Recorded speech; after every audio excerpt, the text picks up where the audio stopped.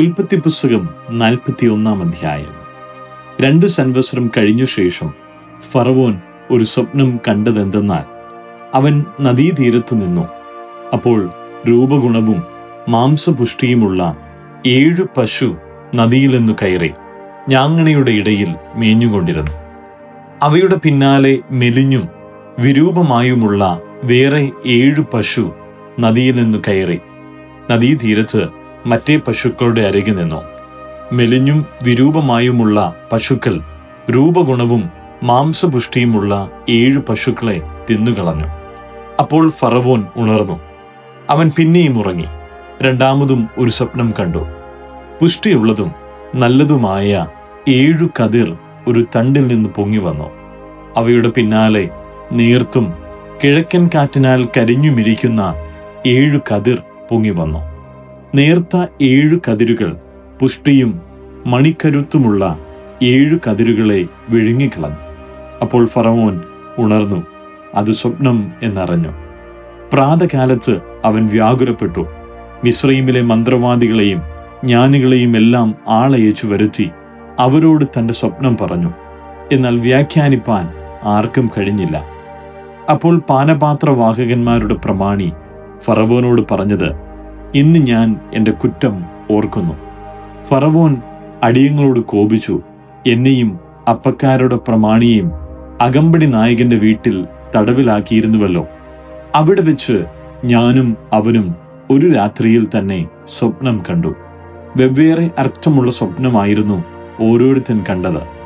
അവിടെ അകമ്പടി നായകന്റെ ദാസനായ ഒരു എബ്രായി യൗവനക്കാരൻ ഞങ്ങളോട് കൂടെ ഉണ്ടായിരുന്നു.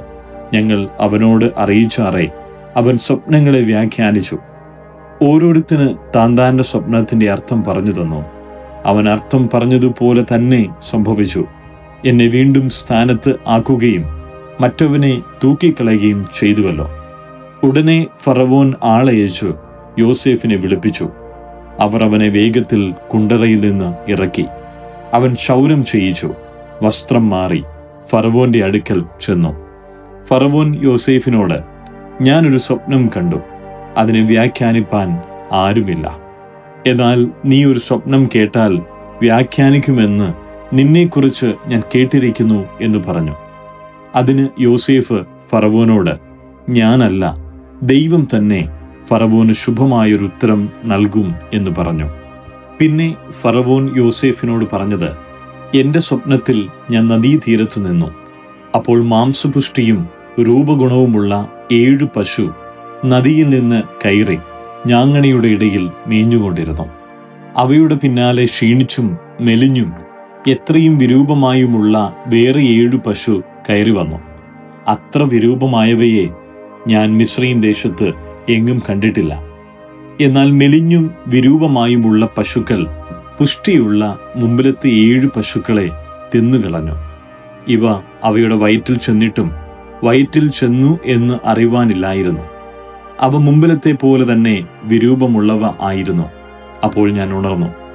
പിന്നെയും ഞാൻ സ്വപ്നത്തിൽ കണ്ടത്, നിറഞ്ഞതും നല്ലതുമായ 7 കതിർ ഒരു തണ്ടിൽ പൊങ്ങി വന്നു. അവയുടെ പിന്നാലെ ഉണങ്ങിയും നീർത്തും കിഴക്കൻ കാറ്റിനാൽ കരിഞ്ഞുമിരിക്കുന്ന 7 കതിർ പൊങ്ങി വന്നു. നേർത്ത കതിരുകൾ 7 നല്ല കതിരുകളെ വിഴുങ്ങിക്കളഞ്ഞു. ഇത് ഞാൻ മന്ത്രവാദികളോട് പറഞ്ഞു, എന്നാൽ വ്യാഖ്യാനിപ്പാൻ ആർക്കും കഴിഞ്ഞില്ല. അപ്പോൾ യോസേഫ് ഫറവോനോട് പറഞ്ഞത്, ഫറവോന്റെ സ്വപ്നം ഒന്നു തന്നെ. താൻ ചെയ്യുവാൻ ഭാവിക്കുന്നത് ദൈവം ഫറവോന് വെളിപ്പെടുത്തിയിരിക്കുന്നു. 7 നല്ല പശു 7 സംവത്സരം, നല്ല കതിരും 7 സംവത്സരം, സ്വപ്നം ഒന്നു തന്നെ. അവയുടെ പിന്നാലെ കയറി വന്ന മെലിഞ്ഞും വിരൂപമായുമുള്ള 7 പശുവും കിഴക്കൻ കാറ്റിനാൽ കരിഞ്ഞ് പതിരായുള്ള 7 കതിരും 7 സംവത്സരം. അവ ക്ഷാമമുള്ള 7 സംവത്സരമാകുന്നു. ദൈവം ചെയ്യുവാൻ ഭാവിക്കുന്നത് ഫറവോന് കാണിച്ചു തന്നിരിക്കുന്നു. അതാകുന്നു ഞാൻ ഫറവോനോട് പറഞ്ഞത്. മിസ്രയീം ദേശത്തൊക്കെയും ബഹു സുഭിക്ഷമായ 7 സംവത്സരം വരും. അത് കഴിഞ്ഞിട്ട് ക്ഷാമമുള്ള 7 സംവത്സരം വരും. അപ്പോൾ മിസ്രയീം ദേശത്ത് ആ സുഭിക്ഷതയൊക്കെയും മറന്നിരിക്കും. ക്ഷാമത്താൽ ദേശമൊക്കെയും ക്ഷയിച്ചു പോകും. പിൻവരുന്ന ക്ഷാമം അതികഠിനമായിരിക്കയാൽ ദേശത്തുണ്ടായിരുന്ന സുഭിക്ഷത അറിയാതെയായി പോകും. ഫറവോന് സ്വപ്നം 2 വട്ടം ഉണ്ടായതോ കാര്യം ദൈവത്തിന് മുമ്പാകെ സ്ഥിരമായിരിക്കൊണ്ടും ദൈവം അതിനെ വേഗത്തിൽ വരുത്താനിരിക്കൊണ്ടും ആകുന്നു. ആകയാൽ ഫറവോൻ വിവേകവും ജ്ഞാനവുമുള്ള ഒരുത്തനെ അന്വേഷിച്ച് മിസ്രയീം ദേശത്തിന് മേലാധികാരി ആക്കി വെക്കണം. അതുകൂടാതെ ഫറവോൻ ദേശത്തിന്മേൽ വിചാരകന്മാരെയാക്കി സുഭിക്ഷതയുള്ള 7 സംവത്സരത്തിൽ മിസ്രയീം ദേശത്തിലെ വിളവിൽ 1/5 വാങ്ങണം. ഈ വരുന്ന നല്ല സംവത്സരങ്ങളിലെ വിളവൊക്കെയും ശേഖരിച്ച് പട്ടണങ്ങളിൽ ഫറവോന്റെ അധീനത്തിൽ ധാന്യം സൂക്ഷിച്ചു വെക്കണം.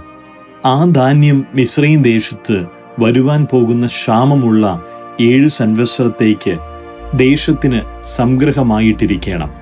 എന്നാൽ ദേശം ക്ഷാമം കൊണ്ട് നശിക്കുകയില്ല. ഈ വാക്ക് ഫറവോനും അവന്റെ സകല ഭൃത്യന്മാർക്കും ബോധിച്ചു. ഫറവോൻ തന്റെ ഭൃത്യന്മാരോട്, ദൈവാത്മാവുള്ള ഈ മനുഷ്യനെ പോലെ ഒരുത്തിനെ കണ്ടുകിട്ടുമോ എന്ന് പറഞ്ഞു. പിന്നെ ഫറവോൻ യോസേഫിനോട്, ദൈവം ഇതൊക്കെയും നിനക്ക് വെളിപ്പെടുത്തി തന്നതുകൊണ്ട് നിന്നെപ്പോലെ വിവേകവും ജ്ഞാനവുമുള്ളവൻ ഒരുത്തനുമില്ല. നീ എൻ്റെ ഗൃഹത്തിന് മേലധികാരിയാകും. നിന്റെ വാക്ക് എൻ്റെ ജനമെല്ലാം അനുസരിച്ച് നടക്കും. സിംഹാസനം കൊണ്ട് മാത്രം ഞാൻ നിന്നേക്കാൾ വലിയവനായിരിക്കും എന്ന് പറഞ്ഞു. ഇതാ, മിസ്രയീം ദേശത്തിനൊക്കെയും ഞാൻ നിന്നെ മേലധികാരിയാക്കിയിരിക്കുന്നു എന്നും ഫറവോൻ യോസേഫിനോട് പറഞ്ഞു. ഫറവോൻ തൻ്റെ കയ്യിൽ നിന്ന് മോതിരം ഊരി യോസേഫിൻ്റെ കൈക്ക് ഇട്ടു. അവന് നേർമയുള്ള വസ്ത്രം ധരിപ്പിച്ചു. ഒരു സ്വർണ്ണ സരപ്പളിയും അവന് കഴുത്തിൽ ഇട്ടു. തൻ്റെ 2-ാം രഥത്തിൽ അവനെ കയറ്റി മുട്ടുകുത്തുവിൻ എന്ന് അവൻ്റെ മുമ്പിൽ വിളിച്ചു പറയിച്ചു. ഇങ്ങനെ അവനെ മിസ്രയീം ദേശത്തിനൊക്കെയും മേലധികാരിയാക്കി. പിന്നെ ഫറവോൻ യോസേഫിനോട്, ഞാൻ ഫറവോനാകുന്നു. നിന്റെ കൽപ്പന കൂടാതെ മിസ്രയീം ദേശത്ത് എങ്ങും യാതൊരുത്തനും കയ്യോ കാലോ അനക്കുകയില്ല എന്ന് പറഞ്ഞു. ഫറവോൻ യോസേഫിന് സാപ്നത്ത് പനേഹ് എന്ന് പേരിട്ടു. ഓനിലെ പുരോഹിതനായ പോത്തിഫേറുടെ മകൾ ആസ്നത്തിനെ അവന് ഭാര്യയായി കൊടുത്തു. പിന്നെ യോസേഫ് മിസ്രയീം ദേശത്ത് സഞ്ചരിച്ചു. യോസേഫ് മിസ്രയീം രാജാവായ ഫറവോന്റെ മുമ്പാകെ നിൽക്കുമ്പോൾ അവന് 30 വയസ്സായിരുന്നു. യോസേഫ് ഫറവോന്റെ സന്നിധാനത്തിൽ നിന്ന് പുറപ്പെട്ടു മിസ്രയീം ദേശത്ത് ഒക്കെയും സഞ്ചരിച്ചു. എന്നാൽ സുഭിക്ഷമായ 7 സംവത്സരവും ദേശം സമൃദ്ധിയായി വിളഞ്ഞു. മിസ്രയീം ദേശത്ത് സുഭിക്ഷത ഉണ്ടായ 7 സംവത്സരത്തിലെ ധാന്യമൊക്കെയും അവൻ ശേഖരിച്ചു, പട്ടണങ്ങളിൽ സൂക്ഷിച്ചു. ഓരോ പട്ടണത്തിൽ ചുറ്റുവട്ടത്തുള്ള നിലത്തിലെ ധാന്യം സൂക്ഷിച്ചു. അങ്ങനെ യോസേഫ് കടൽക്കരയിലെ മണൽ പോലെ എത്രയും വളരെ ധാന്യം ശേഖരിച്ചു വെച്ചു. അളപ്പാൻ കഴിവില്ലായകയാൽ അളവ് നിർത്തിക്കളഞ്ഞു. ക്ഷാമകാലം വരും മുമ്പേ യോസേഫിന് 2 പുത്രന്മാർ ജനിച്ചു. അവരെ ഓനിലെ പുരോഹിതനായ പോത്തിഫറുടെ മകൾ ആസ്നത്ത് പ്രസവിച്ചു. എൻ്റെ സകല കഷ്ടതയും എൻ്റെ പിതൃഭവനമൊക്കെയും ദൈവം എന്നെ മറക്കുമാറാക്കി എന്ന് പറഞ്ഞ് യോസേഫ് തൻ്റെ ആദ്യജാതന് മനശ്ശെ എന്ന് പേരിട്ടു. സങ്കടദേശത്ത് ദൈവം എന്നെ വർദ്ധിപ്പിച്ചു എന്ന് പറഞ്ഞ് അവൻ 2-ാമത്തവന് എഫ്രയീം എന്ന് പേരിട്ടു. മിസ്രയീം ദേശത്തുണ്ടായ സുഭിക്ഷതയുടെ 7 സംവത്സരം കഴിഞ്ഞപ്പോൾ യോസേഫ് പറഞ്ഞതുപോലെ ക്ഷാമമുള്ള 7 സംവത്സരം തുടങ്ങി. സകല ദേശങ്ങളിലും ക്ഷാമമുണ്ടായി. എന്നാൽ മിസ്രയീം ദേശത്ത് എല്ലായിടവും ആഹാരം ഉണ്ടായിരുന്നു. പിന്നെ മിസ്രയീം ദേശത്ത് എല്ലായിടവും ക്ഷാമമുണ്ടായപ്പോൾ ജനങ്ങൾ ആഹാരത്തിനായി ഫറവോനോട് നിലവിളിച്ചു. ഫറവോൻ മിസ്രയീമ്യരോടൊക്കെയും, നിങ്ങൾ യോസേഫിന്റെ അടുക്കൽ ചെല്ലുവിൻ, അവൻ നിങ്ങളോട് പറയും പോലെ ചെയ്യുവിൻ എന്ന് പറഞ്ഞു. ക്ഷാമം ഭൂതലത്തിലൊക്കെയും ഉണ്ടായി. യോസേഫ് പാണ്ഡികശാലകളിലൊക്കെയും തുറന്നു മിസ്രയീമ്യർക്ക് ധാന്യം വിറ്റു. ക്ഷാമം മിസ്രയീം ദേശത്തും കഠിനമായി തീർന്നു. ഭൂമിയിലെങ്ങും ക്ഷാമം കഠിനമായി തീർന്നതുകൊണ്ട് സകല ദേശക്കാരും ധാന്യം കൊള്ളുവാൻ മിസ്രയീമിൽ യോസേഫിന്റെ അടുക്കൽ വന്നു. ഉൽപ്പത്തി പുസ്തകം 42-ാം അധ്യായം. മിസ്രയീമിൽ ധാന്യമുണ്ടെന്ന് യാക്കോബ് പറഞ്ഞപ്പോൾ തന്റെ പുത്രന്മാരോട്, നിങ്ങൾ തമ്മിൽ നോക്കി നിൽക്കുന്നത് എന്ത്? മിസ്രയീമിൽ ധാന്യമുണ്ടെന്ന് ഞാൻ കേട്ടിരിക്കുന്നു. നാം മരിക്കാതെ ജീവിച്ചിരിക്കേണ്ടതിന് അവിടെ ചെന്ന് അവിടെ നിന്ന് നമുക്ക് ധാന്യം കൊള്ളുവിൻ എന്ന് പറഞ്ഞു. യോസേഫിന്റെ സഹോദരന്മാർ 10 പേർ മിസ്രയീമിൽ ധാന്യം കൊള്ളുവാൻ പോയി. എന്നാൽ യോസേഫിന്റെ അനുജനായ ബെന്യാമീന് പക്ഷേ വല്ല ആപത്തും ഭവിക്കും എന്ന് വെച്ച് യാക്കോബ് അവനെ സഹോദരന്മാരോട് കൂടെ അയച്ചില്ല. അങ്ങനെ ധാന്യം കൊള്ളുവാൻ വന്നവരുടെ ഇടയിൽ ഇസ്രയേലിന്റെ പുത്രന്മാരും വന്നു. കനാൻ ദേശത്തും ക്ഷാമമുണ്ടായിരുന്നുവല്ലോ. യോസേഫ് ദേശത്തിന് അധിപതിയായിരുന്നു. അവൻ തന്നെയായിരുന്നു ദേശത്തിലെ സകല ജനങ്ങൾക്കും ധാന്യം വിറ്റത്. യോസേഫിന്റെ സഹോദരന്മാരും വന്നു അവനെ സാഷ്ടാംഗം നമസ്കരിച്ചു. യോസേഫ് തന്റെ സഹോദരന്മാരെ കണ്ടാറെ അവരെ അറിഞ്ഞ് എങ്കിലും അറിയാത്ത ഭാവം നടിച്ച് അവരോട് കഠിനമായി സംസാരിച്ചു. നിങ്ങൾ എവിടെ നിന്ന് വരുന്നു എന്നവരോട് ചോദിച്ചതിന് ആഹാരം കൊള്ളുവാൻ കനാൻ ദേശത്തു നിന്ന് വരുന്നു എന്ന് അവർ പറഞ്ഞു. യോസേഫ് സഹോദരന്മാരെ അറിഞ്ഞുവെങ്കിലും അവർ അവനെ അറിഞ്ഞില്ല. യോസേഫ് അവരെക്കുറിച്ച് കണ്ടിരുന്ന സ്വപ്നങ്ങൾ ഓർത്ത് അവരോട്, നിങ്ങൾ ഒറ്റുകാരാകുന്നു, ദേശത്തിന്റെ ദുർബല ഭാഗം നോക്കുവാൻ നിങ്ങൾ വന്നിരിക്കുന്നു എന്ന് പറഞ്ഞു. അവർ അവനോട്, അല്ല യജമാനനെ, അടിയങ്ങൾ ആഹാരം കൊള്ളുവാൻ വന്നിരിക്കുന്നു. ഞങ്ങൾ എല്ലാവരും ഒരാളുടെ മക്കൾ, ഞങ്ങൾ പരമാർത്ഥികളാകുന്നു, അടിയങ്ങൾ ഒറ്റുകാരല്ല എന്ന് പറഞ്ഞു. അവൻ അവരോട്, അല്ല, നിങ്ങൾ ദേശത്തിന്റെ ദുർബല ഭാഗം നോക്കുവാൻ വന്നിരിക്കുന്നു എന്ന് പറഞ്ഞു. അതിനവർ, അടിയങ്ങൾ കനാൻ ദേശത്തുള്ള ഒരാളുടെ മക്കൾ, 12 സഹോദരന്മാർ ആകുന്നു. ഇളയവൻ ഇന്ന് ഞങ്ങളുടെ അപ്പന്റെ അടുക്കലുണ്ട്, ഒരുത്തൻ ഇപ്പോൾ ഇല്ല എന്ന് പറഞ്ഞു.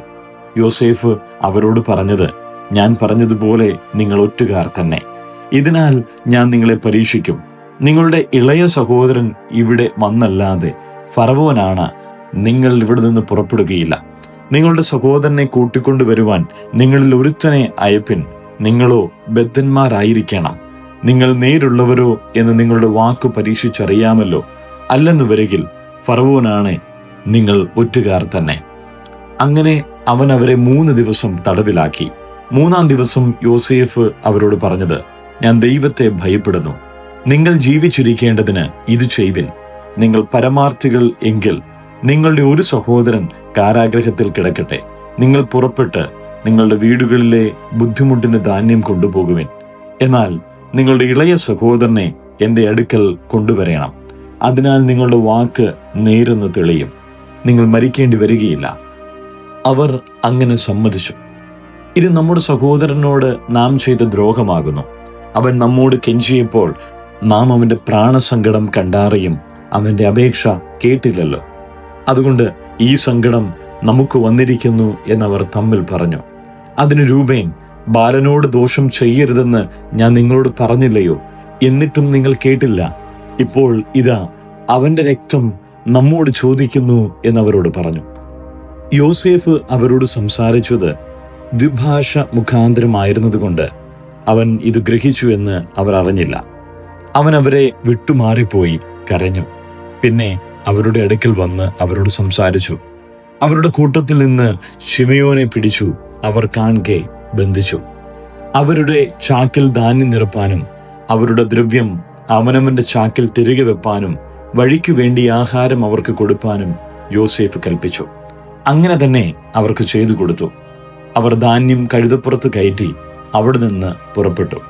വഴിയമ്പലത്തിൽ വെച്ച് അവരിൽ ഒരുത്തൻ കഴുതയ്ക്കു തീൻ കൊടുപ്പാൻ ചാക്ക് അഴിച്ചപ്പോൾ തന്റെ ദ്രവ്യം ചാക്കിന്റെ വായ്ക്കൽ ഇരിക്കുന്നത് കണ്ടു.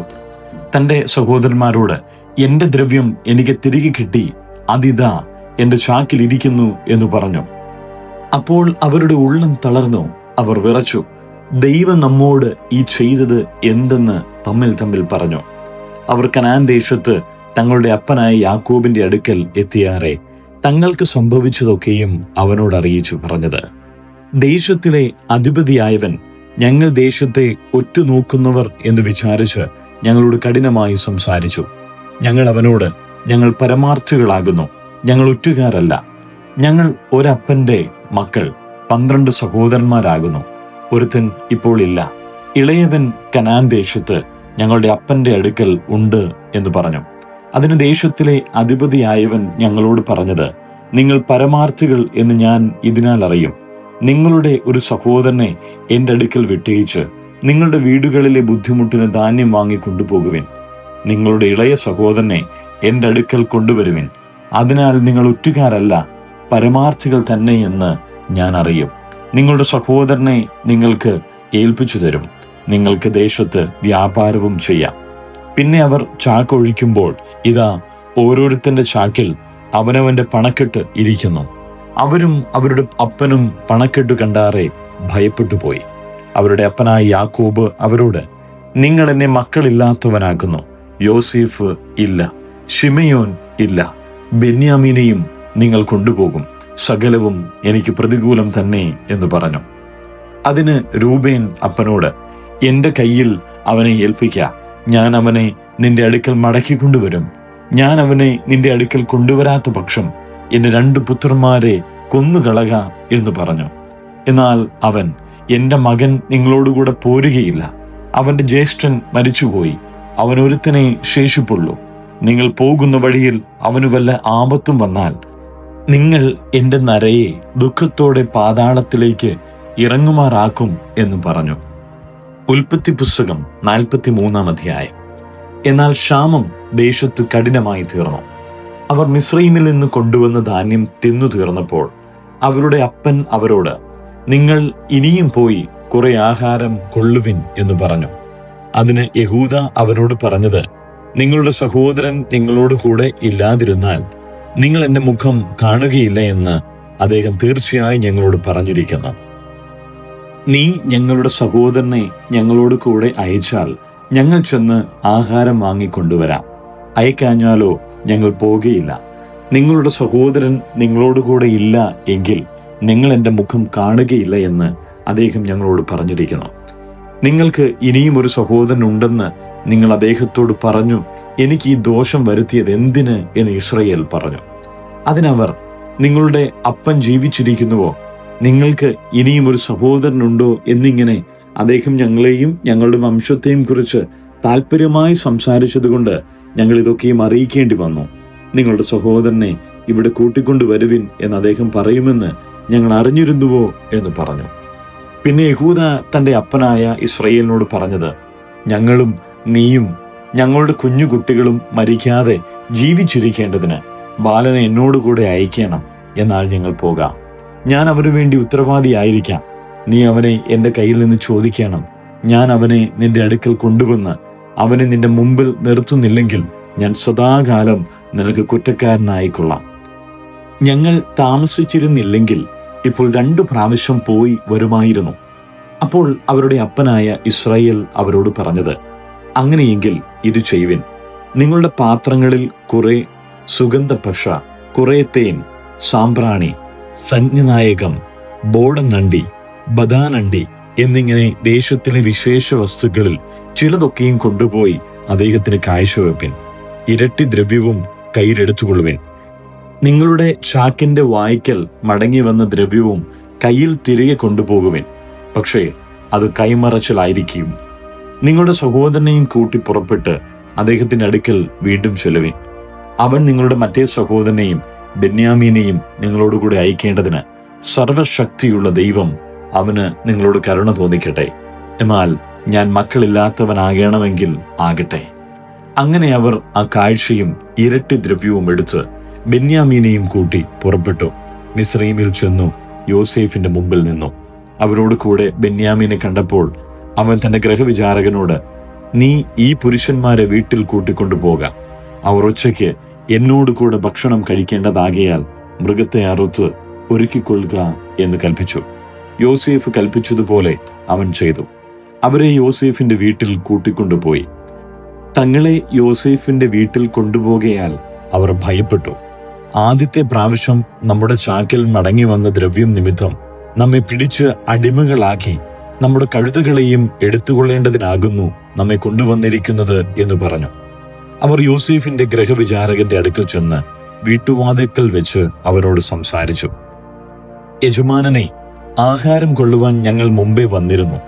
ഞങ്ങൾ വഴിയമ്പലത്തിൽ ചെന്ന് ചാക്ക് അഴിച്ചപ്പോൾ ഓരോരുത്തന്റെ ദ്രവ്യം മുഴുവനും അവനവന്റെ ചാക്കിന്റെ വായ്ക്കൽ ഉണ്ടായിരുന്നു.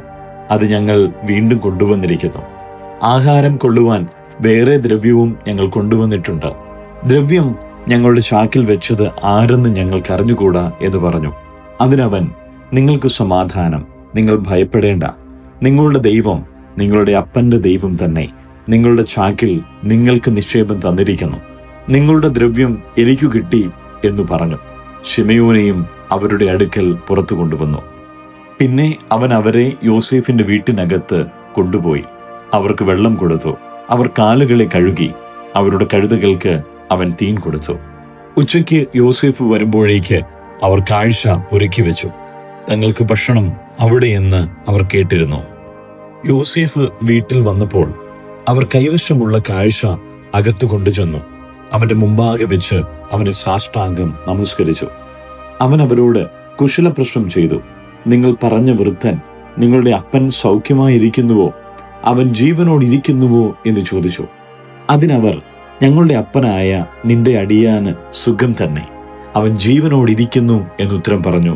കുനിഞ്ഞ് നമസ്കരിച്ചു. പിന്നെ അവൻ തലയുയർത്തി തന്റെ അമ്മയുടെ മകനും തന്റെ അനുജനുമായ ബെന്യാമീനെ കണ്ടു. നിങ്ങൾ എന്നോട് പറഞ്ഞ നിങ്ങളുടെ ഇളയ സഹോദരനോ ഇവനെന്ന് ചോദിച്ചു. ദൈവം നിനക്ക് കൃപ നൽകട്ടെ മകനെ എന്ന് പറഞ്ഞു. അനുജനെ കണ്ടിട്ട് യോസേഫിന്റെ മനസ്സ് ഉരുകിയതുകൊണ്ട് അവൻ കരയേണ്ടതിന് ബദ്ധപ്പെട്ട് സ്ഥലം അന്വേഷിച്ചു. അറയിൽ ചെന്ന് അവിടെ വെച്ചു കരഞ്ഞു. പിന്നെ അവൻ മുഖം കഴുകി പുറത്തു വന്ന് തന്നെത്താൻ അടക്കി. ഭക്ഷണം കൊണ്ടുവരുവിൻ എന്ന് കൽപ്പിച്ചു. അവർ അവന് പ്രത്യേകവും അവർക്ക് പ്രത്യേകവും അവനോടുകൂടെ ഭക്ഷിക്കുന്ന മിസ്രയീമ്യർക്ക് പ്രത്യേകവും കൊണ്ടുവന്നു വെച്ചു. മിസ്രയീമ്യർ എബ്രായരോടുകൂടെ ഭക്ഷണം കഴിക്കുകയില്ല. അത് മിസ്രയീമ്യർക്ക് വെറുപ്പാകുന്നു. മൂത്തവൻ മുതൽ ഇളയവൻ വരെ പ്രായത്തിനൊത്തവണ്ണം അവരെ അവന്റെ മുമ്പാകെ ഇരുത്തി. അവർ അന്യോന്യം നോക്കി ആശ്ചര്യപ്പെട്ടു. അവൻ തന്റെ മുമ്പിൽ നിന്ന് അവർക്ക് ഓഹരി കൊടുത്തയച്ചു. ബെന്യാമീന്റെ ഓഹരി മറ്റവരുടെ ഓഹരിയുടെ 5 ഇരട്ടിയായിരുന്നു. അവർ പാനം ചെയ്തു അവനോടുകൂടെ ആഹ്ലാദിച്ചു.